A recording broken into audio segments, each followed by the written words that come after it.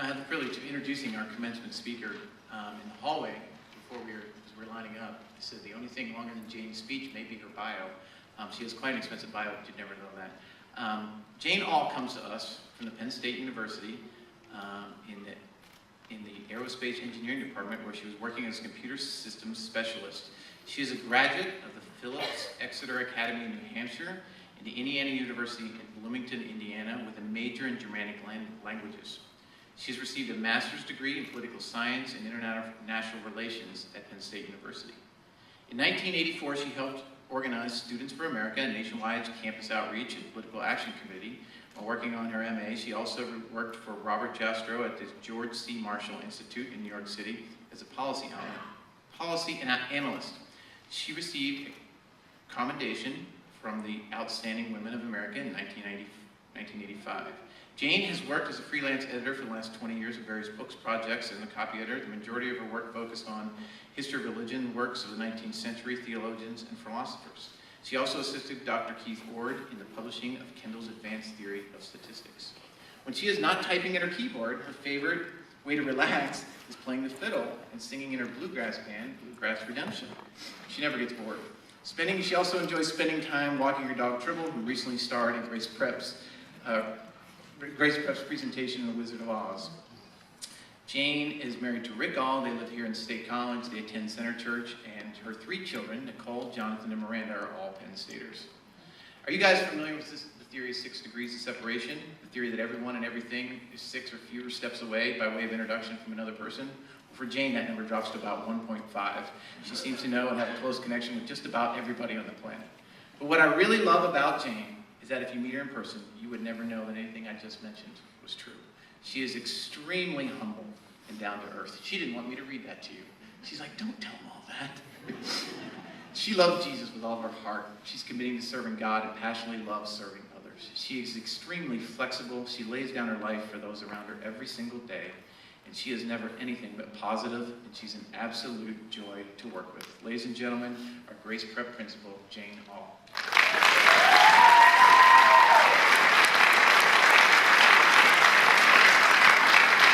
Thank you, Jared.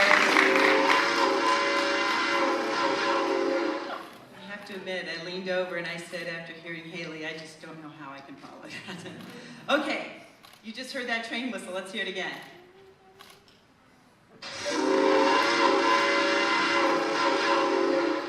That, my friends, is the sweet sound that can immediately fill my being with anticipation. When I was a child, it filled my young dreams with the assurance that adventure was right around the bend. Looking back, I realized that I've learned a lot of things from trains. They've chugged in and out of my days and lulled me to sleep at night, instructing me by punctuating the highs and the lows, the joys and the dread. Their linear movement is like time. It keeps progressing forward on a path, whether I like it or not, and whether we are prepared or not. As long as we draw breath, we will keep moving. So, what we do with this time and what we do with our journey will make all the difference. So how will your trip be characterized? I have just a few reflections tonight that will tell a little bit about me and things that I've learned about trains as they've carried me along through the years. I loved trains for as long as I can remember. For some reason, early on in my life, I often found myself living near train tracks. In the still of the night, I would lie into my bed and listen to the whistles as they passed through town.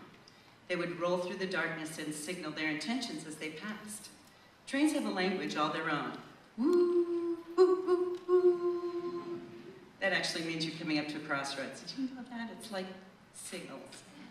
I learned to distinguish the message of the whistles, the sound of stock trains from passenger trains, and I could tell that when they approached a crossing or when they were coming into a station, the trains spoke to me.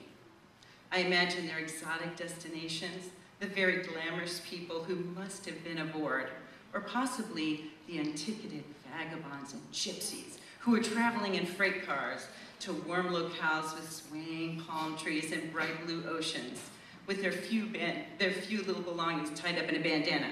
Now remember, I was still a kid. Air travel was expensive when I was younger, and it mostly was reserved for special occasions. Those were the days when stewardesses wore white gloves and served coffee on real china with silver spoons. Car travel was an option for some, but the interstate system was pretty elementary and it was in its infancy. The long drive meant going through every single town. Imagine driving on a road like College Avenue for 1,000 miles. So, if you wanted to travel somewhere, you took a train. Life for me started in the land of adventure and enchantment, otherwise known to most of you as Texas. The vast distances sometimes required a train wreck. Higgins, Texas, population 300, was far too small for an actual station of its own. When passengers needed to disembark, the train would come to a stop near the water tower, across from the Quonset hut that housed my uncle's auto repair store, not far from the stockyards and train yards. The town was birthed from train travel. In 1888, it was founded as a cattle loading point and named for G.H. Higgins, a stockholder on the Santa Fe line. When I would stay overnight at my Aunt Ethel's, I would fall asleep in the screened-in porch to the sounds of crickets and tree frogs chirping. Suddenly, an ever-low, increasingly louder whistle would pierce the darkness. Her house sat near the tracks, known in Texas as within spitting distance, and I could feel the vibrations of the loaded cars as the train thundered past. Trains held adventure and hope. Psalms 119 says, "Help me stay on the path. I have chosen your way." A few years later, when my father started working on his PhD in theology at the University of Chicago, we moved north. It was a train that ushered us into the big city of gleaming skyscrapers, steel train trestles, and vast freight yards. Gazing out of the window as we approached the city, it was marvelous in my sight. Even to this day, there are still smells that can immediately transport me back to my childhood in Chicago. Getting around the city required frequent train rides. I often rode the elevated, or L train, through the neighborhoods with my mother to go shopping or to go to appointments. Then one day, I got my first hint that trains were not always going to be my friend. Just as in life, trains can take you to places unknown and places where you will be alone and scared. It shouldn't surprise us when this happens, but personally, I always seem to let it catch me off guard. One crisp fall day, as the leaves were beginning to turn, they hinted at the frigid wind that would soon be blowing across Lake Michigan. My mother buttoned up my sweater, gave me mittens, and took my twin sister and me to the L station to ride to the university. I found myself full of 7-year-old confidence and wisdom. And once I got on the platform, I proceeded to board the train that stopped directly in front of me. Well, I was always the kind of kid in my family who said, "I can do it myself." You guys know this? I know you've heard this before. I had a large portion of self-confidence and a rather smaller portion of humility and common sense. After all, I was 7. Happily, I took the seat by the door and turned to look at my sister, only to find an empty space as the doors closed. I could see my mother's terrified face through the window pane as horror formed in her eyes. And I'm pretty sure my sister had a smile on her face. Chicago is pretty big. Well, that's an understatement. It's huge. In a flash, I saw my brief existence passing before my eyes, and I contemplated my fate, knowing that I'd be wandering from train station to train station the rest of my life. As the train pulled away, I could faintly hear, "Get off at the next stop." Psalm 119, "Your word guides my path and lights my way. It keeps me from harm." I needed that. Now, looking back, I just can't imagine what must have been going through my poor mother's head. I wonder about her inner dialogue and if she was busy composing a speech to deliver to my dad later. Well, you know how we always wondered what life would be like if you had just one daughter instead of 2? So anyway, contrary to my established pattern of behavior, I actually listened to her and followed her instructions and got off at the next stop. I sat on a bench, and there in shock, I realized that my beloved train had misdirected me and taken me to a place that I definitely did not want to go. Alone and scared, I pondered my fate. How could this be? A train let me down. And yes, by the way, she did come along right after that. Note to kids, sometimes moms have really good advice and you would do well to follow what they say, right moms? Yes, I get an amen there. Psalm 119 also says, I thought about my ways and I turned back to your instruction. It was good for me to hear rebuke, that I might learn your way. Well, my disappointment in trains didn't last long. Summer was approaching and it would soon be time to return again to the land of enchantment and delight. You know, Texas. My parents wanted us to get fresh air and sunshine away from the grimy city. We traded hot, stifling concrete corridors for open pastures, horses, and freedom. So, we returned to the place of my birth. We packed up our swimming suits, our sandals, and our shorts, and headed for the train that would take us to my grandparents' ranch. The Santa Fe line, officially known as the Atchison, Topeka, and the Santa Fe, you've all heard of it, is the magical conveyance that took us there. The train was called the Super Chief. It is this train that is shown if you've ever watched the movie North by Northwest, which is super cool, and you should watch it if you haven't seen it. Cary Grant makes train travel look very glamorous.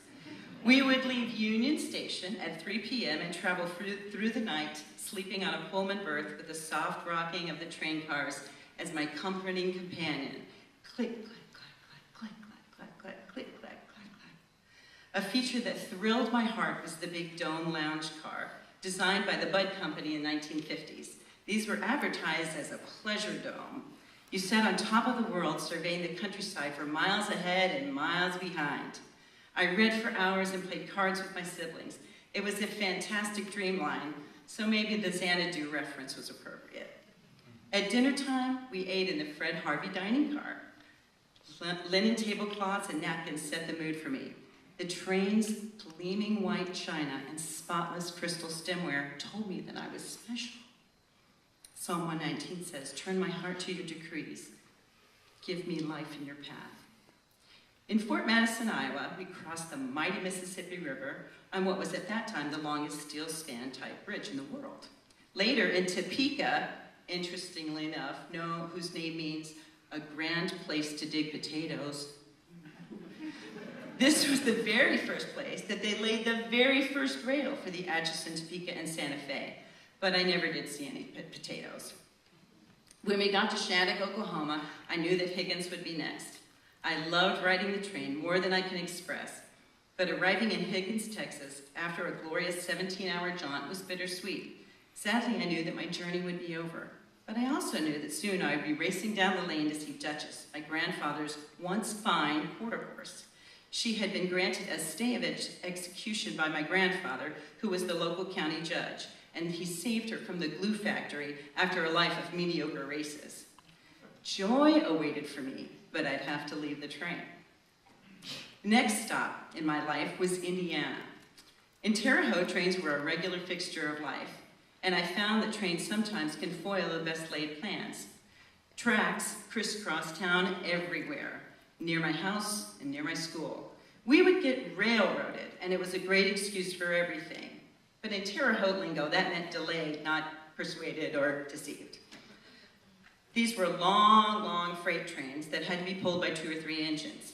Running late for an appointment, railroaded. Late coming home after school, railroaded. Missed your curfew at night, railroaded.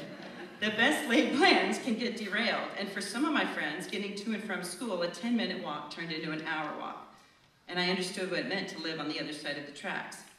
Trains can be inconvenient, and trains can be frustrating. When I studied in Germany during college, I decided to go around Europe for a week. I had my Eurail pass, and I was delighted to be going from city to city by train. Much to my dismay, however, one day I was shocked to find that not all train cars are going to the same destination. I was once on a train that pulled into the station, and I thought we were having a brief stop. I sat and waited for the train to depart. I slowly became concerned when I began to wonder why I was alone in the car. I got off and found that the other cars had gone on to another destination after they uncoupled mine without telling me. Sometimes you'll be left alone and behind without an explanation. Psalm 119 says, when will you comfort me and how long will I wait? Skipping ahead to my college internship, Amtrak had just embarked on an expansion project that included new train service from Pittsburgh to New York. The Pennsylvanian stopped in Lewistown and then sped along to the Big Apple. I sat looking out the window as the train approached New York City. Suddenly, in an instant, I froze. What was I thinking? Looking at the skyline, I could make out the Empire State Building and the Twin Towers. As I sat in my seat, fear crept slowly over my entire body. I'm normally pretty upbeat. I think Jared mentioned that. And I'm positive, you may have seen that, but this day, I think I came to my senses. Running headlong into the fray is my standard operating procedure, as my poor family can verify. So to have a moment of fear, well, actually, it was terror, was foreign to me. I was moving to the biggest town I had ever lived in. Well, actually, the biggest town basically in the world, practically. And I didn't know a soul, so a train was delivering me into the gaping jaws of fear. I disembarked at Penn Station, feeling woefully unprepared for the days ahead, but my presence here indicates that I made it. So, life experiences can be like my train rides. Some are short, some are long. Sometimes things go perfectly, and occasionally things can go terribly wrong. You may end up exactly where you want to go, or you could be left behind at the station while the rest of the train moves on without you. There'll be times of trouble, bad days, and disappointment. It's what you do with this experience that forms who you are and shapes your character.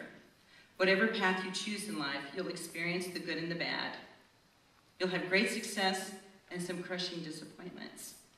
So resist the urge to leap off the train when you see the foreboding skyline, and rest assured there will be beautiful green pastures ahead. All aboard!